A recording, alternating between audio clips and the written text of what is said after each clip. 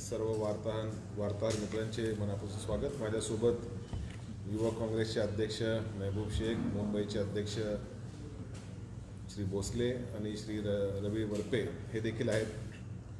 आपल्या सर्वांना माहिती आहे की गेल्या वर्षभरापासून महाराष्ट्रामध्ये महाविकास आघाडी सरकार हे स्थापन झालेले आहे आणि अतिशय चांगल्या पद्धतीने महाराष्ट्रात महाविकास आघाडी सरकारचा कारभार चालू आहे। या वर्षभरापासून सातत्याने महाविकास आघाडी पक्षाच्या तिन्ही घटक पक्षांच्या प्रमुख नेत्यांना कुठल्या ना कुठल्या खोट्या आरोपांमध्ये टार्गेट करण्याचं काम सातत्याने काही राजकीय विचाराने प्रेरित असलेली मंडळी ही करत आहेत। त्यातलाच एक भाग म्हणून काल 26 डिसेंबर रोजी नागपूरमध्ये एक गुन्हा नोंद करण्यात आला।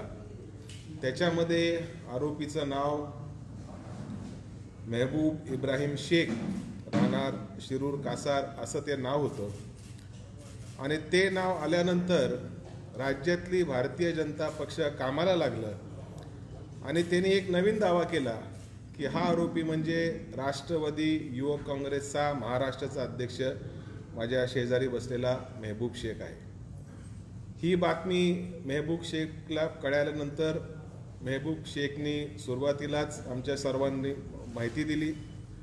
तसंच सोशल मीडियाच्या माध्यमातून महाराष्ट्राला आणि संबंध यंत्रणेला देखील त्यांनी फोन केला तपास अधिकाऱ्यांना आणि स्वतःहून मागणी केली की त्या आरोपामध्ये जर काही तथ्य असेल तर पहिले माझी तुम्ही नार्को टेस्ट करा आणि जर मी त्याच्यावर दोषी आढळलो तर माझ्यावर तुम्ही जी कायद्याची तरतूद आहे त्या अनुषंगाने मला शिक्षा करा।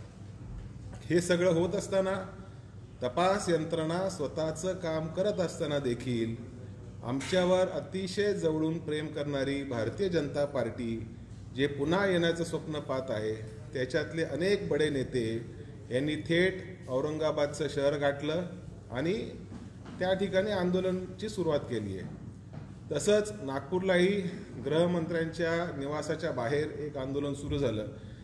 अजून तपास पूर्ण व्हायचा आहे, याच्यामध्ये दोषी कोण आहे हे निश्चित व्हायचं आहे।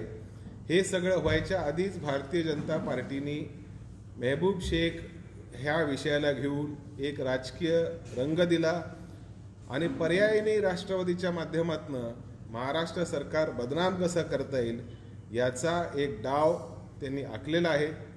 या गोष्टीचं आम्ही निषेध करतो, खंडन करतो। राजकारण करायचं असेल जरूर करा, परंतु एखाद्या गुन्ह्याचा तपास किंवा त्याच्या संदर्भातली योग्य माहिती घेऊन किंवा एखादा व्यक्ती त्याच्यामध्ये दोषी आढळल्यास जर तुम्ही आंदोलन केलं असतं तर उचित झालं असतं। या तपासामध्ये महबूब शेख हे पूर्ण सहकार्य करणार। योग्य वेळेला जसं तपास यंत्रणा त्याला बोलवतील त्या ठिकाणी ते जातील आणि आमची सर्वांची अशी खात्री आहे की ह्या संबंध प्रकरणामध्ये काहीतरी राजकीय षडयंत्र म्हणून महबूब शेख यांना अटकवण्याचा प्रयत्न करण्यात आलेला आहे। मी महबूबला माईक देतो, त्यांना जर एखादं काय बोलायचं असेल ते बोलतील।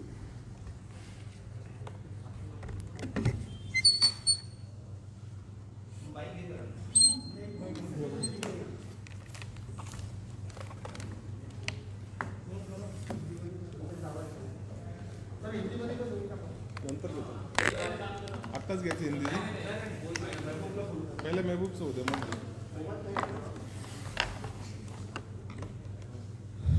26 तारखेला औरंगाबाद येथे महबूब इब्राहिम शेख या नावानं सिडको पोलीस स्टेशनला गुन्हा दाखल झाल्याची माहिती मला रविवारी माझ्या रात्री एक पत्रकार मित्राने दिली आणि त्याच्यावर शेख महबूब इब्राहिम, राहणार शिरूर कासार, जिल्हा बीड असा उल्लेख होता।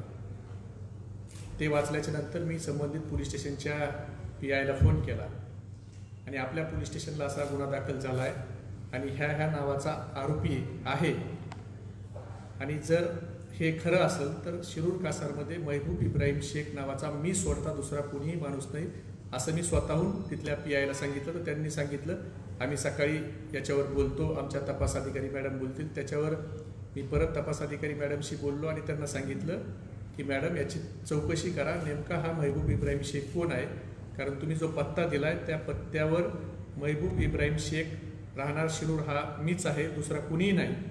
आणि ज्या महिलेंनी हा आरोप केला आहे त्या महिलेला मी माझ्या आयुष्यात काळं एका गोरं पाहिलं नाही.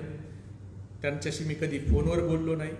माझे सगळे मोबाईलचे CDR काढा, कॉल रेकॉर्ड काढा, त्या महिलेशी माझा कसलाही संबंध नाही. आणि गरज पडली तर मी नार्को टेस्ट करायला तयार आहे. कारण राजकारण करत असताना एखादा सर्वसामान्य कुटुंबातला पोरगा जर राजकारणात काम करत असताना कुठंतरी एखाद्या पदावर जातो आणि त्याचं राजकीय आयुष्य अशा खोट्या नाट्या केसेसनी जर उद्ध्वस्त करायचा प्रकार होत असला तर हा दुर्दैवी प्रकार आहे. असा होता कामा नये. मी जर दोषी असलो तर मला याच्यात मी कुठल्याही चौकशीला सामोरे जायला तयार आहे. परंतु याच्यात माझा कसलाही संबंध नसताना फक्त राजकीय द्वेषापोटी हे कुणी केलंय का हे देखील पोलिसांनी तपासलं पाहिजे. मी कोणत्याही चौकशीला सामोरे जायला तयार आहे. ती फिर्याद मी वाचली. त्या फिर्यादीमध्ये जे उल्लेख करण्यात आला, 10 तारखेला त्या महिलेला फ्लॅटवर बोलवलं गेलं महबूब शेख या नावाच्या इस्माने. तर 10 तारखेला मी स्वतः इथं राष्ट्रवादी भवनला मुंबईमध्ये होतो, मंत्रालय परिसरात होतो. 10-11 या पूर्ण दिवस, 9-10-11 ह्या तिन्ही दिवस मी मुंबईत होतो. 14 तारखेला त्यांनी त्या फिर्यादीमध्ये सांगितलं की त्यांच्यावर अतिप्रसंग झाला. तर 14-11ला मला वाटतं लक्ष्मीपूजन होतं, दिवाळीचा तो दिवस होता. आणि त्या दिवशी मी माझ्या गावाकडे होतो. सकाळी आम्ही एक पिठाच्या गिरणीचं वाटप रोहित दादा पवार आणि आजबे काका यांच्या वाढदिवसाचं केलं. त्यानंतर दुपारी आम्ही सिद्धेश्वर संस्थानचे महंत विवेकानंद शास्त्री महाराज यांच्या सिद्धेश्वर संस्थानावर जाऊन त्या ठिकाणी महाराजांचा वाढदिवसाच्या निमित्ताने सत्कार केला. त्यानंतर संध्याकाळी मी सर्व शहरातल्या व्यापाऱ्यांना त्या ठिकाणी भेटत होतो. माझे कॉलेजचे गुरुजी महारुद्र डोंगरे सर गेल्या 12 वर्षापासून लक्ष्मीपूजनाचं जेवण हे रात्रीचं जेवण मी त्यांच्याकडं जाऊन करत असतो आणि रमजान ईदला ते सहकुटुंब माझ्याकडं येत असतात. हे आमचा 12 वर्षापासूनचा संबंध आहे. तर त्या दिवशी रात्री 8 ते 9 या वेळेत मी त्यांच्या घरी त्या ठिकाणी जेवण करत होतो. त्यांच्या सगळ्या कुटुंबाला ते गोष्ट माहीत आहे. मी अनेक व्यापाऱ्यांना त्या ठिकाणी दिलीप जायबाई शिक्षक असतील त्यांच्या घरी भेटलो, अनुरण खाब असतील त्यांच्या दुकानाला भेट दिली. या सर्व व्यापाऱ्यांना 14 तारखेला मी शिरूरला भेटलो. हे सगळं असताना माझे टावर लोकेशन काढा, माझे कॉल डिटेल काढा. पण कृपा करून असे खोटारडे आरोप ज्याच्यात काही तथ्य नाही असे आरोप करून एखाद्याचं जीवन कृपा करून उद्ध्वस्त करू नका. राजकारण करायचं जर कुणाला असेल तर त्याला अनेक गोष्टी आहेत, पण कृपा करून एखाद्याचं आयुष्य तुम्ही अशा खोट्या आरोपांनी उद्ध्वस्त करू नका. ही मला हात जोडून विनंती करायची आणि पोलिसांना मला विनंती करायची, माझी नार्को टेस्ट करा. तो महबूब शेख कोण आहे ते शोधा. मी असेल तर तुम्ही मला द्याल ती शिक्षा मला मान्य आहे. पण याच्यात जर कुणी जाणीवपूर्वक मला बदनाम करण्यासाठी, माझ्या पक्षाला बदनाम करण्यासाठी जर हेतू परस्पर कुणी जर करत असेल तर त्याचा देखील शोध आपण घेतला पाहिजे. त्या महिलेची देखील नार्को टेस्ट केली पाहिजे आणि त्या महिलेचा बोलवता धनी कोण हे देखील लोकांच्या समोर आलं पाहिजे. शेवटी राजकारण हे जर एवढ्या खालच्या पातळीला जाणार असेल तर मला वाटतं हा एक चुकीचा पायंडा राजकारणामध्ये पडता कामा नये. विरोधी पक्षाने देखील संपूर्ण प्रकरणाची व्यवस्थित माहिती घ्यायला पाहिजे. आणि मी पुन्हा एकदा सांगतो, माझे कॉल डिटेल्स काढा, माझा CDR काढा, त्या दिवशीचे माझे सगळे टावर लोकेशन काढा जे फिर्यादीत आहेत. त्या दिवशी जर महबूब शेख आणि त्या महिलेचं कधी जर साधं फोनवर संभाषण झालं असेल, मेसेजवर बोलणं झालं असेल तर मी या प्रेसच्या माध्यमातून सांगतो महबूब शेख फासावर जायला तयार आहे. पण कृपा करून कुणाचं आयुष्य तुम्ही असं उद्ध्वस्त करू नका. एखाद्याने राजकीय आयुष्यात काम करताना काही जर संबंध असताना फक्त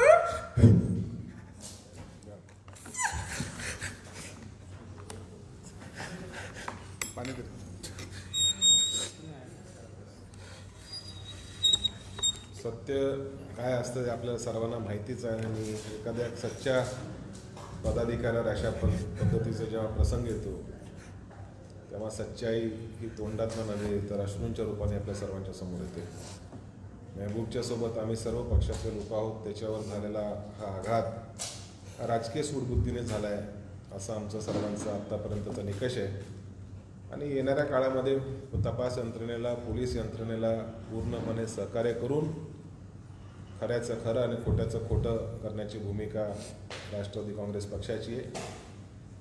हा जर गुन्हा खोटा असेल जाणून बुजून पक्षाला सरकारला बदनाम करण्यासाठी आणि महबूबसारख्या एका अल्पसंख्याक समाजातल्या तरुणाला राजकारणात रोखण्यासाठी हा जर षडयंत्र असेल तर त्याच्या संदर्भात देखील योग्य खबरदारी पक्ष म्हणून आम्ही घेऊ. याच्यानंतर थोडं दिल्लीचा विषय घेतो मी. कारण काय बोलायचं तुम्हाला? काय बोलायचं? त्यांना विचारायचं काय विचारायचं तुम्हाला ह्या प्रश्नावर? तुम्हाला असं वाटतं का यामध्ये काही तिथल्या स्थानिक राजकारणाचं परिभाग आहे त्यामुळे नाही, मला असं वाटतं, मी पोलिसांना विनंती करतो आणि माझे हात जोडून विनंती पोलिसांना की असा प्रकार जर खरा असेल तर कठोर शासन व्हायला पाहिजे.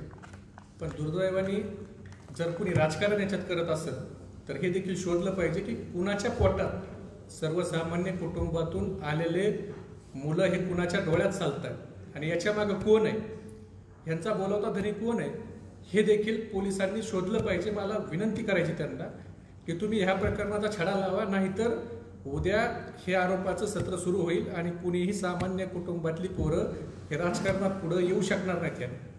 म्हणून याच्या मागं कोण आहे हे पोलिसांनी शोधलं पाहिजे. मी कधीही माझी नारळ करून घ्यायला तयार आहे, कधीही. पण ह्याच्या मागं याचा बोलविता धनी ह्या महिलेचा कोण आहे, तो महबूब इब्राहिम शेख कोण आणि ह्याच्या मागं काय षडयंत्र, हे पोलिसांनी याच्यात शेवटपर्यंत गेलं पाहिजे.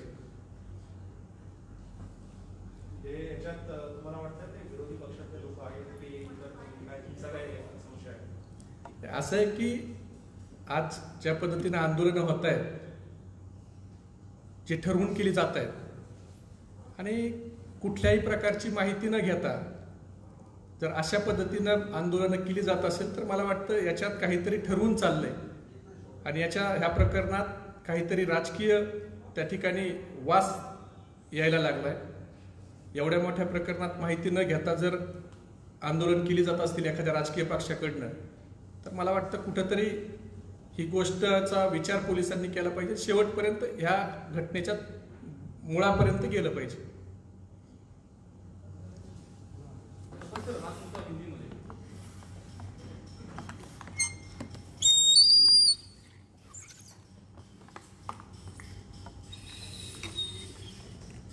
पिछले 1 साल से महाराष्ट्र में महाविकास आघाड़ी की सरकार है और 3 पार्टी की ये सरकार अपना काम बहुत अच्छे से कर रही है और कुछ ऐसे राजनेता हैं जो इन तीनों पक्ष के अलग अलग नेताओं को बदनाम करने के षड्यंत्र पिछले साल भर से रच रहे हैं. आज मतलब पिछले 26 दिसंबर को औरंगाबाद में एक गुनाह की नोंद हुई. उसके अंदर महबूब इब्राहिम शेख इस नाम के व्यक्ति के ऊपर एक गुनाह दाखिल किया गया और आज पूरी भारतीय जनता पार्टी बिना छानबीन किए वो महबूब शेख, ये राष्ट्रवादी यूथ कांग्रेस का महबूब शेख है, इस प्रकार का आंदोलन पूरे महाराष्ट्र में औरंगाबाद में और गृह मंत्री जी के घर के सामने उन्होंने किया. ये एक सोची समझी साजिश ये राष्ट्रवादी कांग्रेस पार्टी को और महाविकास आघाड़ी सरकार को बदनाम करने की एक सोची समझी साजिश भारतीय जनता पार्टी की तरफ से की गई है. फिरियाद के अंदर जिस महबूब शेख का नाम लिखा है, अगर वो महबूब शेख राष्ट्रवादी यूथ कांग्रेस का महबूब शेख है तो पूरी तरह से प्रशासन अपना काम करे. प्रशासन इनके कॉल रिकॉर्ड्स का डिटेल निकाले, प्रशासन इनकी नार्को टेस्ट कराए और जो सत्य है वो समाज के सामने और जनता के सामने रखे. लेकिन इस फिरियाद में जिस प्रकार से लिखा गया और वो महबूब शेख अगर मेरे बगल में बैठे हुए राष्ट्रवादी यूथ कांग्रेस के महबूब शेख नहीं है तो इनको बदनाम करने के लिए जो घिनौना षड्यंत्र भारतीय जनता पार्टी ने रचा है उस चीज़ का हम निषेध करते हैं और खंडन करते हैं. पिछले 35 दिनों से दिल्ली की सीमा पर देश के लाखों किसान देश की सरकार के सामने एक मांग रख रहे हैं कि संसद के सत्र के समय जो कृषि कानून देश की सरकार ने मंजूर किया उस कृषि कानून को तुरंत रद्द किया जाए, ये मांग देश के लाखों किसानों ने देश के प्रधानमंत्री श्री नरेंद्र मोदी जी को और देश के कृषि मंत्री श्री नरेंद्र सिंह तोमर जी को की। जब इस कानून को संसद में लाया गया तो विपक्ष ने मांग की कि इस बिल को मंजूर करने से पहले इस बिल को जॉइंट सिलेक्ट कमेटी के पास भेजना चाहिए, लेकिन 303 की ताकत रखने वाली मोदी सरकार ने इस बिल को मंजूर करते हुए देश के किसानों के अधिकार को कॉरपोरेट ठेकेदार इन लोगों को बेच दिया।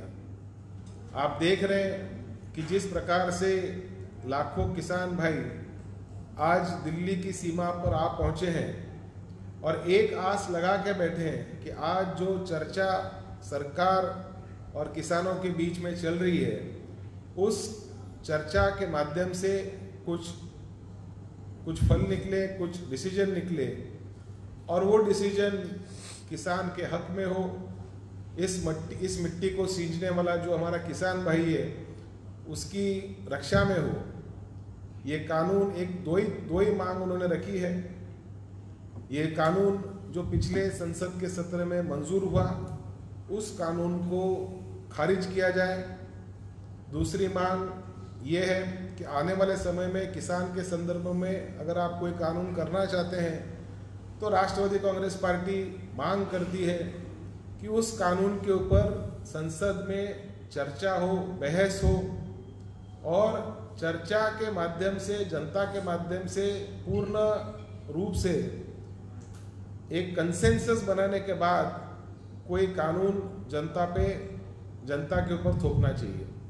भारतीय जनता पार्टी की सरकार ने किसी प्रकार का कंसेंसस नहीं लिया, किसी प्रकार का एकमत लोगों के बीच में नहीं बनाया। हमारी मांग थी विपक्ष की कि जॉइंट सिलेक्ट कमेटी में ये बिल जाए, वहाँ पे भी हमारी मांग को ठुकराया गया और नतीजा आप सब देख रहे हैं। इतनी ठंडी में भी किसान भाई दिल्ली की सीमा पर डट के खड़े हैं। राष्ट्रवादी कांग्रेस पार्टी हमारे किसान भाइयों के साथ है, उनकी हिम्मत को सलाम करती है और मोदी सरकार से एक बार फिर विनती करती है कि कृषि कायदे को वापस लेने के संदर्भ में उचित निर्णय आज की बैठक में हो, ऐसी विनती करती है। धन्यवाद।